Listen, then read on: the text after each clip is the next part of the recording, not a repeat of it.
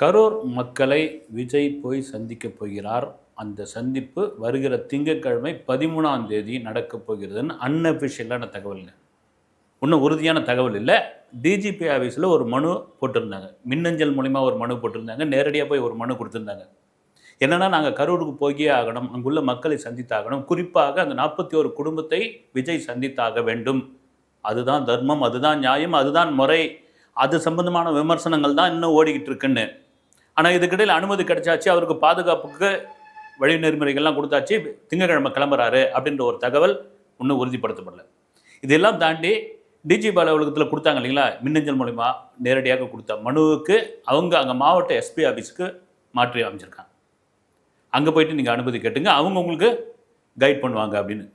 அவங்க என்ன சொல்லியிருக்காங்கன்னு ஒரு தகவல் என்னென்னா, விஜய் எப்படி வராரு, எங்கேருந்து எப்படி வராரு, ஃப்ளைட்டில் வராரா, ஆன் ரோட்டில் வராரா, அவர் கூட எவ்வளோ பேர் வராங்க, எத்தனை வாகனங்கள் வருது, எவ்வளோ பேர் வருவாங்க, எந்த வழியாக வருவார், எங்கே மீட் பண்ண போகிறார், இதெல்லாம் டீட்டெயிலாக கொடுக்கணும்.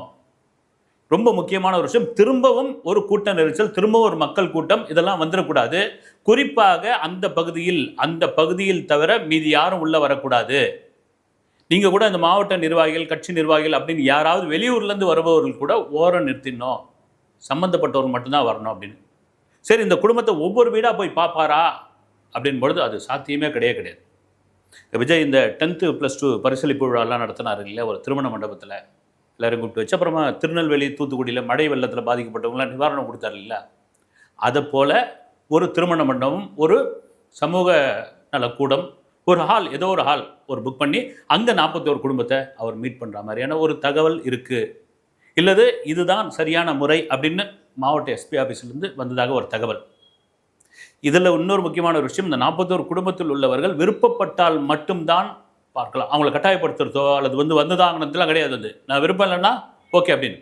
ஆனால் நமக்கு தெரிஞ்ச வரைக்கும் பார்த்தீங்கன்னா, இந்த வீடியோ காலில் பேசினவங்க அத்தனை பேரும் யாரும் விஜயை எதிர்த்து பேசலை, யாரும் என்னையா நீ இது மாதிரி பண்ணிட்டு போயிட்ட, நீ இன்னும் உங்களால் பாரு நாங்கள் வேதனைப்படுறோம், அது மாதிரி சொல்லலை அப்படின்னு அந்த சம்மந்தப்பட்டவர்கள் கொடுத்த அந்த பேட்டிலாம் இருக்கு இல்லைங்களா, அதெல்லாம் வந்துக்கிட்டு இருக்கு. இதெல்லாம் மீறி இன்னொரு பக்கம் எடப்பாடி பழனிசாமி முந்த நாள்லேருந்து ஆரம்பிச்சிட்டார். பிள்ளையார் சுழி போட்டாச்சு, கிரீன் சிக்னல் கிடைச்சாச்சு, பாருங்கள் அங்கே பாருங்கள் நம்ம கொடியை ஒரு உயரமான ஒரு கொடி பறக்குது பாருங்கள் அப்படின்னு தாவேக்கா கொடியை காமிக்க ஆரம்பிச்சிட்டாரு. ஏறக்குறைய அதிமுகவும் தாவேக்காவும் கூட்டணிக்கு பிஜேபியும் உள்ளே இருக்குது, கூட்டணி அமைச்சிட்டோம் நாங்கள். இது என்னென்னா, ஆளுங்கட்சியை கொஞ்சம் இரிட்டேட்டிங் பண்ணுற வேலை, அவங்க கவனத்தை திசை திருப்புறது, ஏதாவது ஒன்று அரசியலில் பண்ணிக்கிட்டே இருக்கணுமே அப்படின்ற ஒரு விஷயம் பேசிகிட்டு இருந்தாலும், இன்னும் தாவேக்கா தரப்புலேருந்து எந்தவித அறிவிப்பும் வரல. அவங்க தரப்பில் யாரை கேட்குறதுன்னு தெரில. உண்மையாகவே தாவேக்கா அதிமுகவுடன் பிஜேபியுடன் கூட்டணி வச்சிருக்குதா, அதற்கான சமிஞ்சை வந்துருச்சா, அதற்கான பேச்சுவார்த்தை தொடங்கிட்டாங்கன்னா கிடையாது சாமி. 2ஆம் கட்ட தலைவர்கள்லாம் எங்கே இருக்கிறாங்கன்னே தெரியல. இது யார் போய் பேசுறது? 2வது கரூர் பிரச்சனையே முடிச்சாகணும். விஜயோட இப்போ ஒரே நோக்கம் அந்த குடும்பத்தை சந்திச்சு ஆகணும். அதுலேருந்து நான் அது அவங்கள பார்த்த பிறகு தான் என் மனசில் உள்ள பாரம்லாம் இறங்கும் அப்படின்ற ஒரு விஷயம் அங்கே இருக்கிறதுனால இதெல்லாம் கிடையாது அப்படின்னு. இன்னொரு பக்கம் எடப்பாடி பழனிசாமி சொல்லிட்டார்ல, ஆளுங்கட்சி சும்மா இருப்பாங்களா? கண்டிப்பாக அவங்களுடைய கருத்தை, விமர்சனத்தை சொல்லி தானே ஆகணும். உதயநிதி என்ன சொல்கிறாரு, பிஜேபிக்கு ஏற்கனவே பழனிசாமின்ற ஒரு அடிமை கிடைச்சாச்சு, இனி எத்தனை புது அடிமைகள் வந்தாலும், இங்கே நல்லா கவனிக்கணும், இனி எத்தனை புது அடிமைகள் வந்தாலும் கருப்பு சிவப்பு போட்ட கரவெட்டிக்காரனை ஒன்றும் பண்ண முடியாது.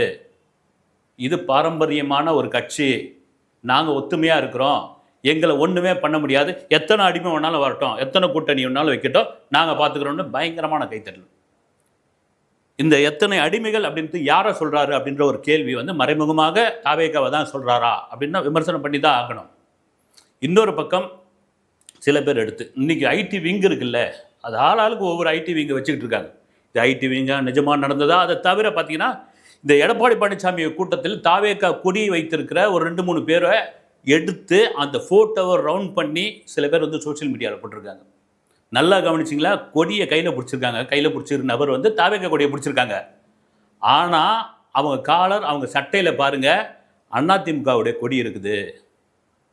இதை பாருங்கள், இவங்க கையிலேயே அந்த கொடியை கொடுத்துருக்காங்க. மற்றபடி தாவேக்காவில் யாருமே கிடையாதுங்க. அதை சூரத்தேங்காய் விடுவாங்க இல்லை, அது மாதிரி சூரத்தேங்காய் விட்ட மாதிரி ஆளுக்கு ஒரு மூலையில் போயிட்டாங்க. இன்னைக்கு விஜய் மட்டும்தான் அந்த நிர்வாகத்தினுடைய தலைமையாக இருக்கிறாரு. மற்ற 2ஆம் கட்ட தலைவர்கள் மற்ற நிர்வாகிகள்லாம் யாரும் இல்லை. இப்போதைக்கு அருண் மட்டும் தான் பேசிட்டு இருக்காரு. இந்த நேரத்தில் யார் கூட்டணி, இந்த நேரத்தில் யார் தவேக தொண்டர்களுக்கு வந்து கொடியை கொடுத்து அமைச்சிருப்பாங்க? இதெல்லாம் வந்து செட்டப் செல்லப்பா. இது வந்து கவனத்தை ஈர்க்கிறதுக்காக அதிமுக பண்ணுகிற வேலை அப்படின்னு ஒரு பக்கம். இன்னொரு பக்கம் அமைச்சர் ஏவா வேலு அவர் என்ன சொல்கிறாரு, எடப்பாடி பழனிசாமி வலுவான கூட்டணி, அப்புறம் நஞ்சு போன கூட்டணி, அப்புறம் வந்து தீர்க்க முடியாத கூட்டணி.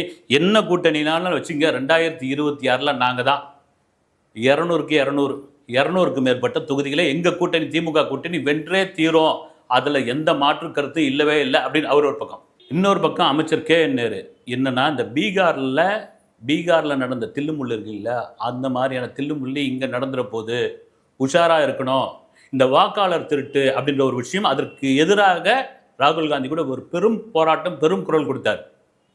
இதெல்லாம் நடந்தது போது ரொம்ப உஷாராக இருக்கணும், ரொம்ப கவனமாக இருக்கணும் அப்படின்னு அவர் ஒரு தரப்பில் சொல்லிட்டு இருக்கும் பொழுது, இங்கே ஏறக்குறைய இல்லை ஒரு 80% தவேக அதிமுக பிஜேபி கூட்டணி உள்ள இறங்கிடுச்சு அப்படின்னு முடிவு பண்ணிட்டாங்களா? உள்ள இறங்கிட்டா இதெல்லாம் எப்படி சமாளிக்கணும்ன்ற ஒரு சமிஞ்சியை கொடுக்குறாங்களா அப்படின்னு ஒரு கேள்வி. சரி, ஓகே, ஒரு பக்கம் எடப்பாடி பழனிசாமி சொல்லிட்டு இருக்காரு, ஒரு பக்கம் தவேக சும்மா இருக்குது, பிஜேபி என்னப்பா இன்னும் மௌனமாகவே இருக்குதுன்ற கேள்விக்கு இன்னும் அவன் திமிங்கலம் இன்னும் களத்தில் இறங்கலைங்க. அது திமிங்கலமா, சுறாவா, கெளுத்தி மீனா, நெத்திலியா, அது தெரியும். ஆனால் இவங்க தரப்பில் என்னன்னா, அதிமுக தரப்பில் பிஜேபி தரப்பில் நாங்கள் திமிங்கலம் தான், நாங்கள் உள்ள இறங்காததுக்கு காரணம் எங்கள் கவனம் பூரா பீகாரில் இருக்குது. பீகார் சட்டமன்ற எலெக்ஷன் ரொம்ப முக்கியமான ஒரு விஷயம். நவம்பர் 15 வரைக்கும் அங்கே தான் நாங்கள் கூடாரம் அமைச்சிருக்கிறோம். அதுக்கப்புறம் பாருங்கள் தமிழகத்தில் இறங்க போகிறோம், ஒரு சுனாமியை காட்ட போகிறோன்னு அவங்க ஒரு பக்கம். ஆளாளுக்கு சொல்லி தானே இருப்பாங்க. 2026 எலெக்ஷன் மிக முக்கியமான எலெக்ஷன் தமிழ்நாட்டில். இதே வேளையில் வந்து பீகார்னு சொல்லும் போது பிரசாந்த் கிஷோர்னு ஒருத்தர் இருந்தார், எங்கேயா அவர் அப்படின்ற கேள்வி ரொம்ப முக்கியமான கேள்வி. ஏன்னா தாவேகாவுக்கு வியூகம் வகுத்து அமைக்கக்கூடியவர் அவர்தான். தாவேகாவிற்கு ஒரு புதிய அத்தியாயத்தை அவர் தான் கொண்டு வர போகிறாரு. வெற்றி வாய்ப்பை அவர் தான் கொண்டு வந்து சேர்க்க போகிறாரு. இங்கே வந்து மீட்டிங்லாம் கலந்துக்கிட்டாரு, விஜயோட ரொம்ப நெருக்கமாக இருந்தார், தாவேகாவை பற்றி புகழ்ந்து பேசினார். அதுக்கப்புறம் சைலண்ட் ஆகிட்டார், சைலண்ட் மோடுக்கு போயிட்டார். ஏம்பா, அவர் எப்போவுமே ஜெயிக்கிற கட்சிக்கு தான்ப்பா வேலை செய்வார். அவருக்கு நல்லா தெரியும் எது ஜெயிக்க போகுதுன்னு தெரிஞ்சு அதுக்கு தான் வேலை செய்வார். இதுக்கெல்லாம் வேலை செய்யல. அவர் தாவேகா விட்டு ஒதுக்கிட்டார். ரெண்டாவது பார்த்தீங்கன்னா, இந்த கரூர் சம்பவத்துக்கு பிறகு பிரசாந்த் கிஷோர் ரொம்ப கோவத்தில் இருக்காரு. நான் டிசைன் பண்ணி கொடுத்ததை நீங்கள் தப்பாக கைட் பண்ணிட்டீங்க. அப்படி டிசைன் பண்ணி கொடுத்தாரா இல்லையான்னு தெரியல. ஆனால் இன்னொரு தரப்பு என்ன சொல்கிறாங்க, அவர் பீகார் எலெக்ஷனில் மிக கவனமாக இருக்கார். எப்படி பிஜேபி வந்து நாங்கள் எப்படி பீகார் எலெக்ஷன் முடிச்சுட்டு நாங்கள் தமிழ்நாட்டுக்குள்ளே இறங்குறோம் அப்படின்னு சொல்கிற மாதிரியே பிரசாந்த் கிஷோர், நான் முடிச்சுட்டு வரேன், அதுக்கப்புறம் நான் வரேன், நான் சொல்கிறேன், நான் எழுதி கொடுக்குற ஸ்லோகம், நான் பிரச்சார பயணத்தை எப்படி நான் வந்து முடிவு பண்ணுறேன், நீங்கள் எப்படி மக்கள் அணுகணும்னு நான் வந்து ரூட்டு போட்டு கொடுக்குறேன் அப்படின்னு. என்னங்க இது வந்து ஒரு தமிழ்நாட்டு எலெக்ஷனுக்கு தமிழ்நாட்டு மக்களுக்கு ஒரு பீகாரி தான் வந்து டிசைன் பண்ணி கொடுக்கணுமா அப்படின்ற ஒரு கேள்வி இங்கே இருக்கும்பொழுது, கடந்த திமுகவிற்கு அதுதானே பண்ணாங்க எலெக்ஷனுக்கு, அதுதானே இன்னைக்கு விடியல் அப்படின்ற ஒரு விஷயத்தை அவர் தானே கொண்டு வந்தார். அப்படின்பொழுது அவருக்காக ஒரு பக்கம் வெயிட்டிங். இதெல்லாம் தாண்டி நேற்று தமிழக பிஜேபி தலைவர் நயினார் நாகேந்திரன் ப்ரெஸ்ஸை மீட் பண்ணும்போது என்ன சொல்ல, கரூருக்கு வந்து விஜய் போக போகிறாரு. என்ன அப்படின்னா, அவர் உயிருக்கு உத்தரவாதம் கிடையாது அங்கே போகிறது. ஏற்கனவே 41 உயிர்கள், அவர் உயிருக்கு உத்தரவாதம் கிடையாது, போகிறது நல்லது கிடையாது, சாத்தியம் கிடையாது அப்படின்ற ஒரு விஷயத்தை என்ன பண்ணுறாங்க எங்கன்னா, உள்ளே ஃபுல்லாக இறங்கியாச்சு, உள்ள களத்துக்குள்ளே இறங்கியாச்சு. இந்த கரூர் விவகாரத்தை தமிழக அரசியல் ஆளாளுக்கு ஒரு கையில் எடுத்துக்கிட்டாங்கன்னு ஆரம்பத்துலேருந்து சொல்கிற ஒரு விஷயம் தான். இதில் மாற்று கருத்து கிடையாது. இதெல்லாம் மீறி விஜய் இதை எப்படி கொண்டு செல்ல போகிறார்? பல பேர் என்னன்னா, நீங்கள் அதிமுக வேணா, பிஜேபி வேணா, நீங்கள் தனித்து நில்லுங்கண்ணா, நம்ம பலத்தை தனித்து காட்டுங்க. 2026 நம்ம எத்தனை சீட்டு வாங்குறது மட்டும் இல்லை, எத்தனை சதவீதம் ஓட்டு வாங்குறோம்னு தாண்டி உங்களுக்கான செல்வாக்கு நமக்கான செல்வாக்கு என்னத்தை நம்ம காட்டிடுவோம். நீங்கள் தனித்து நில்லுங்கண்ணா அவங்க ஒரு பக்கம். சில அரசியல் வல்லுநர்கள், சில கணிப்பாளர்கள்லாம் என்ன சொல்கிறது, விஜய் தனித்து நின்னால் 4 முனை போட்டியாக மாறிட திமுக ரொம்ப ரொம்ப ஈஸியாக அடிச்சுட்டு வந்துடுவாங்க. ஒரு ஓட்டப்பந்தயம், ஒரு விளையாட்டு மாதிரி தான் இது, அப்படி ஈஸியாக வந்துடுவாங்க அப்படின்னு. இதெல்லாம் முடிவு பண்ணுறது யாருன்னா விஜய் தான். இன்னொரு முக்கியமான விஷயம்னா, விஜய் ஏன் தன்னிச்சையாக முடிவு எடுக்க மாட்டேன்றாரு? எல்லாத்துக்கும் ஒரு ஆலோசனை, எல்லாத்துக்கும் யாருக்கிட்டே கேட்க வேண்டிய ஒரு சூழ்நிலை இருக்கு அப்படின்னு. எங்க ஒரு 52, 52 வயசாகிடுச்சு, இன்னுமே முடிவெடுக்கிறதுல அவர் தயங்குறாரு. அதுக்கு நம்ம என்னன்னா, அவர் என்ன பிறந்ததுலேருந்து ஒரு அரசியல் குடும்பத்திலேருந்து வந்தவரா, இல்லை பிறந்ததுலேருந்து கட்சி பணியிலேருந்து வந்தவரா, அல்லது அவங்க அப்பா நான் வட்ட செயலாளர், மாவட்ட செயலாளர் இருந்தவரா? இல்லை, ஒரு நடிகர் தான். ஆனால் அதை தாண்டி அந்த நடிகராக ஒரு திரைப்பட நடிகரா பார்த்த மாசை விட ஒரு அரசியல்வாதியாக பார்த்த மாசு அவரால் வந்து உண்மையிலே தாங்க முடியும். விஜயோட இடத்துல இருந்தால் யாரும் வந்து என்ன சொல்றது, நெகிழ்ந்து போகிறது, அதை பார்த்து பிரமிச்சு போகிறதுன்ற ஒரு இடத்துல இருப்பாங்க. இனி போக போக தான் கற்றுப்பாங்க.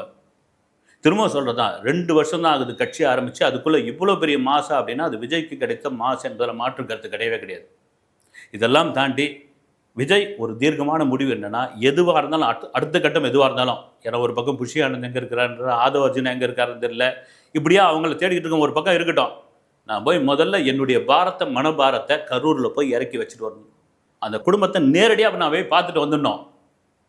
அவங்க கையால் நான் வந்து அவங்க கையெடுத்து கும்பிட்டுட்டு வந்துடணும். அவங்கள எனக்காக வந்தவங்க தான் அவங்க.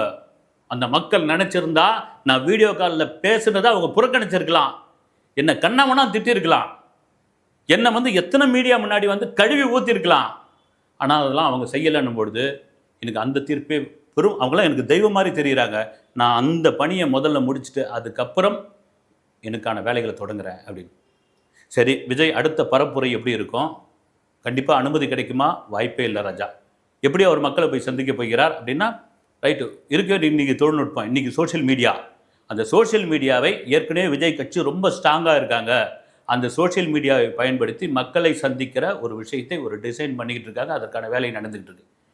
இதெல்லாம் மீறி ஜனவரிக்கு பிறகு, பிப்ரவரிக்கு பிறகு ஒரு வலுவான கூட்டணி, அந்த கூட்டணி ஒரு மாநாடை நடத்தப்போகுது. அந்த மாநாட்டில் நடுநாயகமாக விஜய் இருக்க போகிறார் அப்படின்ற ஒரு தகவலும் வருது.